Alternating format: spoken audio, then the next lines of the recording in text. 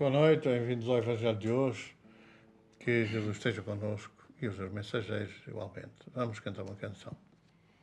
Página 14. Canto ao vento, canto à chuva, canto à tempestade, canto ao amor, canto à vida, canto à saudade, canto à dor que sinto, ser um grito à liberdade. Canto a ti, Senhor, que és a verdade.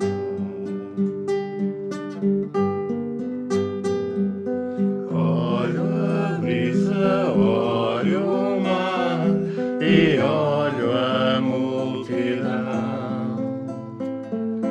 Olho o rio, olho o monte em grande vastidão. Olho o ser que sofre e a quem já ninguém dá a mão. Olho em ti, Jesus, és meu irmão. Creio em ti, Senhor, peço que me venhas visitar. Deixa em meu redor a doçura de um olhar. Nesta minha vida quero tempo aproveitar. Vai, Senhor, o mundo amparar. Espero em ti, Jesus, sei que a nossa dor vais mitigar. Toda a tua luz pelo cosmos vais lançar. Os homens terão que crer e irão acordar. Vai, Jesus, a terra libertar.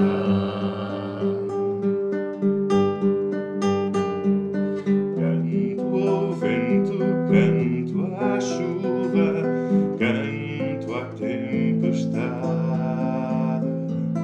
canto ao amor, canto à vida, canto à saudade, canto à dor que sinto, ser um grito à liberdade. Canto a ti, Senhor, que és a verdade. Espero em ti, Jesus, sei que a nossa dor vais mitigar. Toda a tua luz pelo cosmos vais lançar. Os homens terão que crer e irão acordar. Vai, Jesus, a terra libertar.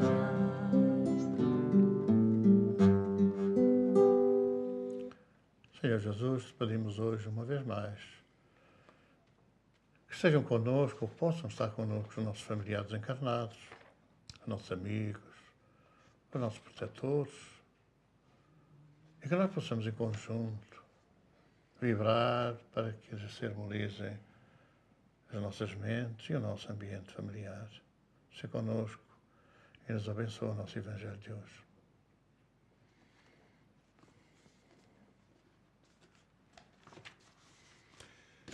No Evangelho segundo o Espiritismo, vamos ler no capítulo 3, os itens 13, 14 e 15. Mundos de expiação e provas. Que vos direi dos mundos de expiações, que já não saibais, pois que basta considerar a terra onde habitais? A superioridade da inteligência num grande número dos seus habitantes indica que não é um mundo primitivo, destinado à encarnação de espíritos que acabaram de sair das mãos do Criador. As qualidades inatas que transportam consigo são a prova que já viveram e que completaram algum progresso. Mas também os numerosos vícios para os quais estão inclinados são um indício de uma grande imperfeição moral. É por isso que Deus os colocou sobre um mundo ingrato, para expiarem as suas faltas através de um trabalho penoso e das misérias da vida, até que tenham merecido ir para um mundo mais ditoso. Entretanto, nem todos os espíritos encarnados sobre a Terra estão em expiação. As raças que chamais selvagens são espíritos apenas saídos da infância e que estão, por assim dizer, em educação e se desenvolvem em contacto com espíritos mais avançados. Vêm de seguida as raças mais civilizadas formadas por esses mesmos espíritos em progresso. São, de algum modo, as raças indígenas da Terra que progrediram pouco a pouco em longos períodos escolares e em que algumas puderam atingir a perfeição intelectual dos povos mais esclarecidos. Os espíritos em expiação, se nos podemos exprimir assim, são exóticos. Já viveram noutros mundos, de onde foram excluídos por se obstinarem no mal e porque eram uma causa de distúrbio para os bons. Foram relegados, por uns tempos, para um mundo de espíritos mais atrasados e que têm por missão fazê-los avançar, porque trouxeram consigo a inteligência desenvolvida e o germe dos conhecimentos adquiridos.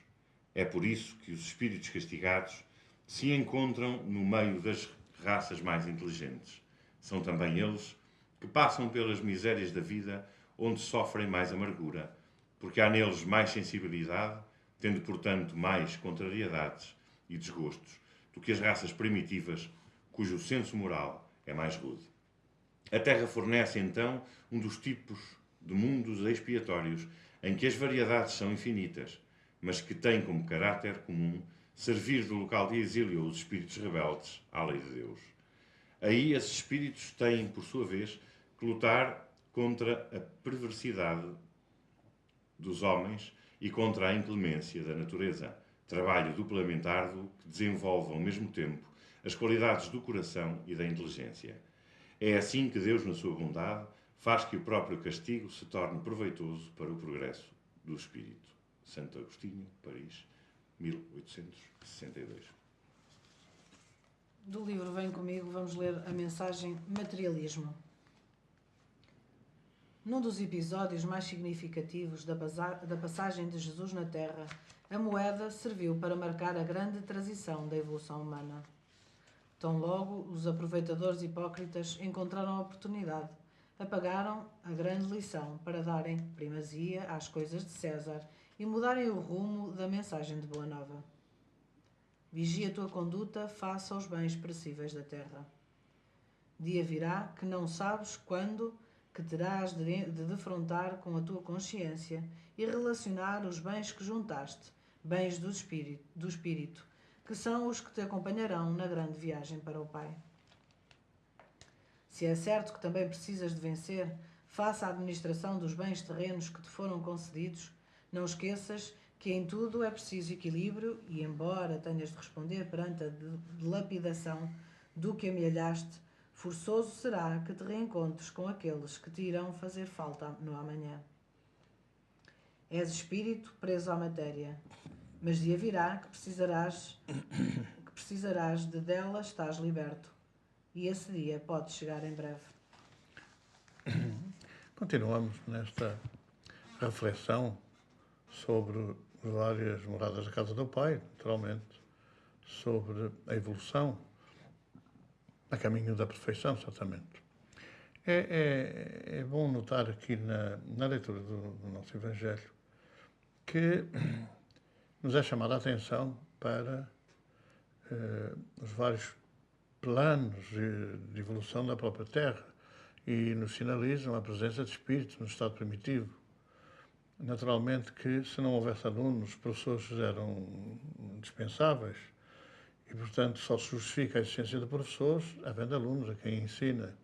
só se justifica o trabalho, digamos assim, das provas, enfim, na sequência das expiações, se houver a quem ensinar, se houver junto de quem se aplicarem os conceitos e as orientações que Jesus veio esclarecer, porque elas estão presentes desde que nós conhecemos, desde Adão e Eva, nessa significativa lição, que é a vinda para a Terra de um mundo de expiação e provas, de espíritos que atingiram um determinado patamar na sua morada, que teve que evoluir, naturalmente, como tudo em um universo, e como teve que evoluir, e eles foram relapsos dessa evolução, tiveram que vir para uma casa, para uma morada do seu nível, onde puderam aparecer com conhecimentos mais significativos, com mais intelectualidade e também já com indícios claros de contacto com a espiritualidade. E foram esses espíritos que vieram, de alguma forma, movimentar as grandes transformações na Terra, que é o que agora nos é trazido pelo Evangelho. Estamos a passar uma fase em que se aproximam, digamos assim, como na capela, os capelinos, aqueles que nós nos habituamos a conhecer um pouco nesse livro maravilhoso que é Caminho da Luz. Pois naturalmente que nós estamos a chegar a um ponto em que não são os capelinos, são os terrícolas, ou são os terrenos que, relapsos, como nós vemos por toda a parte, às leis que Jesus veio esclarecer, teremos que ir para mundos de expiação e provas em estado mais atrasado do que aquele em que a Terra se encontra, num patamar de transformação rumo ao mundo de regeneração. Portanto, é esta lição que nos traz o Evangelho, para podermos entender como é que já milhões, não sabemos imaginar quantos, milhões de espíritos da Terra já avançaram para outros mundos, também de expiação e provas, mas em níveis mais atrasados, e na Terra, embora continuarão a existir espíritos no estado de evolução, de expiação e provas, naturalmente que aqueles que passarem para o mundo da regeneração terão a possibilidade de exercer o ensino, exercer o seu trabalho de caridade, o seu trabalho de socorro, de ajuda, de consolo, junto daqueles que ficaram um pouco para trás no estado evolutivo. Portanto, são essas lições que nós devemos colher, sendo que a mensagem Vem Comigo, o materialismo, nos deve fazer refletir melhor sobre este tema. O que nós vemos, aparentemente, passar na comunicação social, passar nos média, passar, enfim, nas universidades, passar nas escolas, passar na sociedade de uma forma geral, é que o Império de César continua muito ativo e o de Deus continua um pouco mergulhado, desculpem-me o termo, em banho-maria, está mais ou menos à espera que grandes transformações dolorosas nos levem ao despertar. Porque, pelos vistos, e nós historicamente podemos analisar assim, só nas grandes dores, nos grandes sofrimentos, nas grandes tragédias, é que os homens se movimentaram para a transformação. Aliás, é um dado muito lógico. Nós vamos ver a Terra evoluir no aspecto industrial, no aspecto económico, mas sempre a seguir aos grandes cataclismos, sempre a seguir às grandes tragédias que as guerras trazem. A guerra, de alguma forma, é um motor da economia. Porquê? Porque movimenta as indústrias do armamento e as indústrias do armamento, claro, no estado de adiantamento em que nos encontramos, são aquelas que movimentam as guerras. Mas também as dores, o sofrimento nos faz acordar para uma outra realidade. Se fosse só pelo amor, a Terra continuaria atrasada uns milénios, além daquilo que já está. Mas como a dor nos bate à porta, aí convida-nos a uma reflexão mais profunda, a um mergulho no nosso íntimo. E, portanto, nós estamos a passar por essa fase e é bom que nós, aqueles que fomos postos em contacto com a doutrina de Jesus, reflitamos um pouco, não para abandonar as nossas responsabilidades na administração dos bens terrenos que nos foram dados, mas fundamentalmente para os colocarmos no seu nível de importância, sendo que nós responderemos depois no mundo material pela nossa evolução espiritual. Começa-se a ver, provavelmente se calhar pela crise, aqui a troca dos bens como já em tempos surgiu e não com a moeda.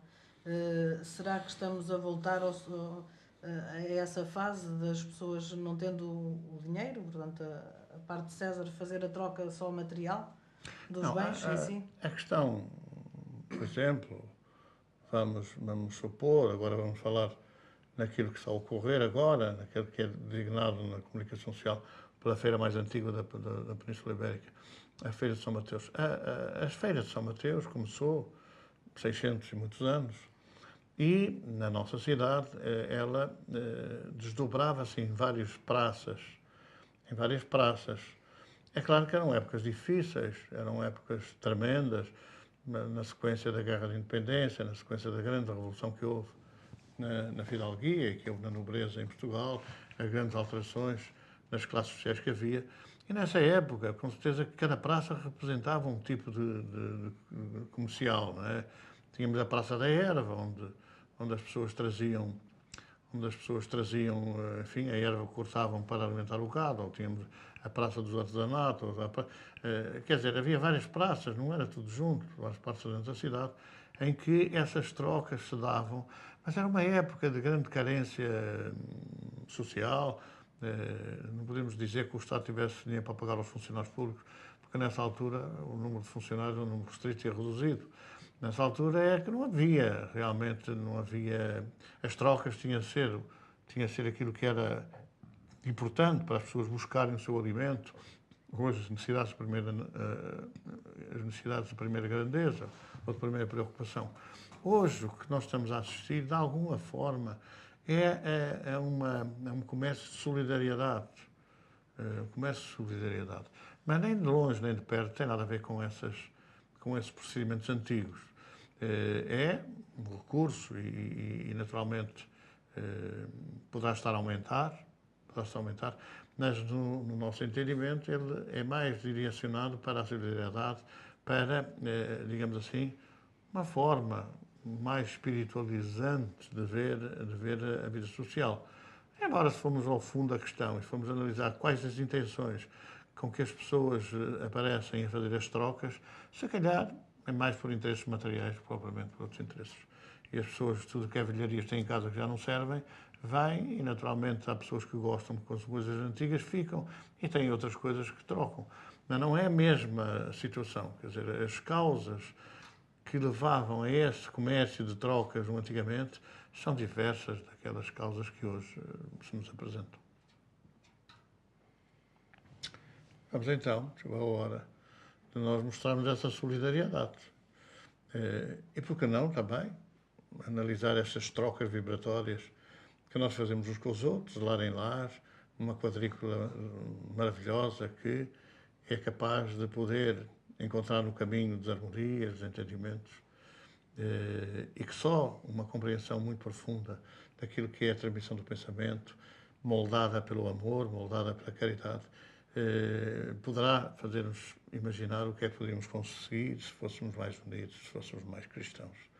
Então vamos pedir a Jesus que tome de nós aquilo que nos é possível disponibilizar, as nossas energias, os nossos fluidos, e que as suas falanges possam alimentar espiritualmente tantos e tantos irmãos em desespero, tantos e tantos irmãos em desesperança, tantas famílias em querelas, em problemas, que têm afundado progressivamente a unidade fundamental que são os lares. Senhor, permite que essa solidariedade seja levada e possa, esta noite, trazer algumas modificações, alguma alteração, mais paz e harmonia nesses lares em desavença.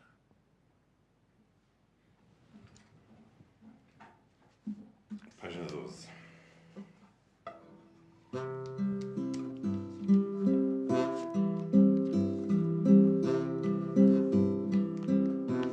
Na estrada da vida seguimos errando, presos ao prazer que nos vai cegando, longe da verdade, caindo choramos, não vemos claro o chão que pisamos.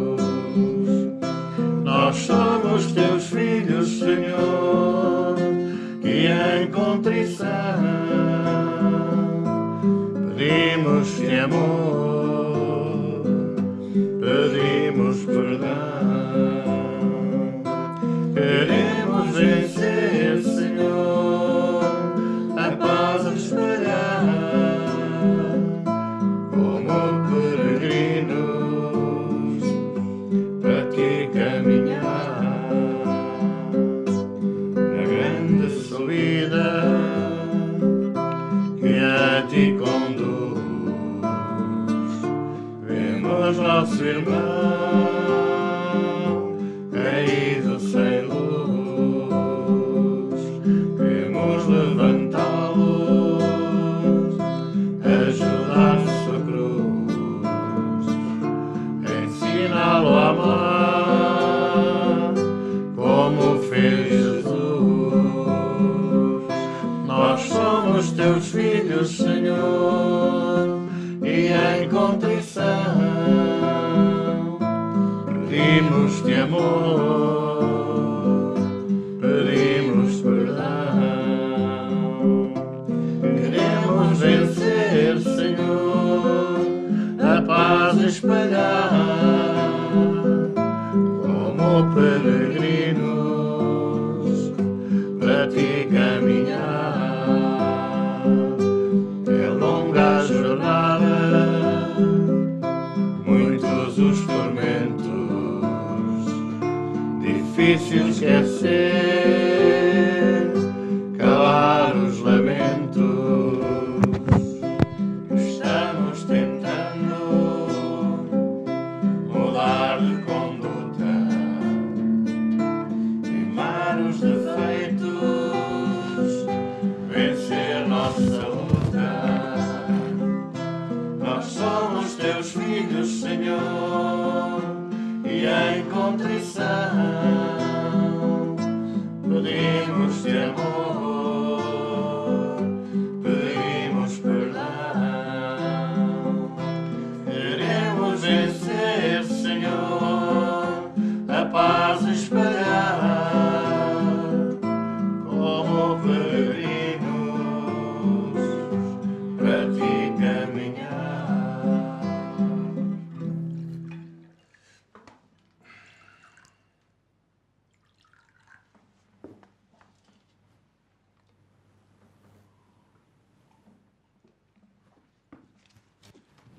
E vamos ficar por aqui nós, em direto, na TV Espírita, mas convidamos a prosseguir a vossa reunião com mais alguns minutos, mais algum diálogo, tirando alguma dúvida que possa surgir no seio da família. Muita paz e até para a semana, se Deus quiser.